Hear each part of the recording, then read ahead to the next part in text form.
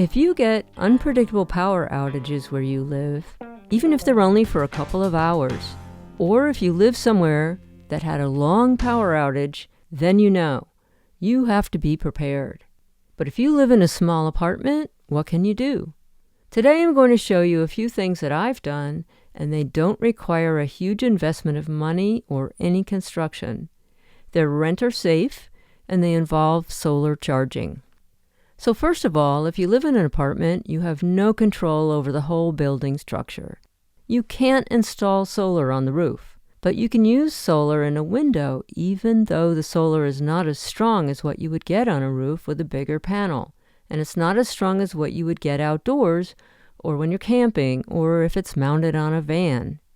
I've started experimenting with small portable solar panels that you can use indoors. And basically, this can create a trickle charge if you connect the solar panel with a USB cable to a chargeable device. Inside a window with direct sun outside, I've found that you can get between 5 to 6 watts of power, regardless of whether you use a 5-watt panel or a 10 or 20-watt panel. You can measure the output with a USB tester. I use this Drock tester. The next thing you need to know is that you probably won't be able to charge your iPhone, Android, or iPad directly from one of these solar panels in your apartment. In fact, sometimes you might even see the battery percentage drop a tiny bit when the sun starts to shift. You should use these solar panels to charge a small power bank and use the power bank to charge your mobile device. Most of you probably already have a small power bank so you can recharge your cell phone when you're away from home. You should probably always keep it topped off, and in a power outage you can slowly recharge it with a small solar panel. I also have a power bank that has a solar panel built into it. I just leave it on the windowsill and let it slowly charge. I can use it to charge my phone, or I can use it as a flashlight.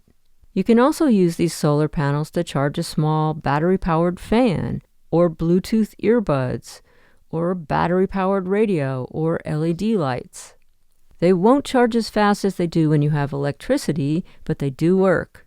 I hung this Sunjack solar panel in a window, and although it's a 25-watt panel, the sun isn't strong enough because it's diffused through the multi-paned window. But I still get between 5 to 6 watts with it, and I've charged lights with it, headphones, and a fan. It's got 2 jacks in it, one for USB-C and the other one for USB-A. Just get a long charging cable, plug it in, and go. Then I hung a 20-watt FlexSolar panel inside of a skylight.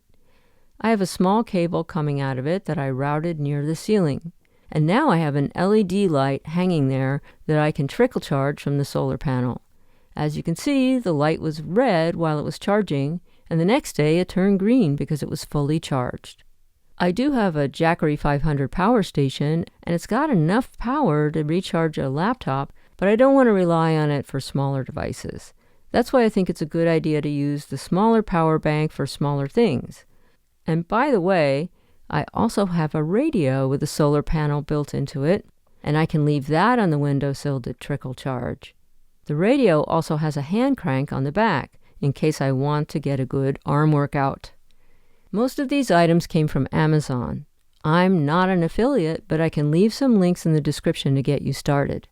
This isn't enough to run a whole household indefinitely, and it's also not enough for big appliances like a refrigerator. But it's better than nothing at all, and more effective than candlelight. I'm going to keep exploring more options for self-sufficient apartment living. Like or subscribe if you want to hear more.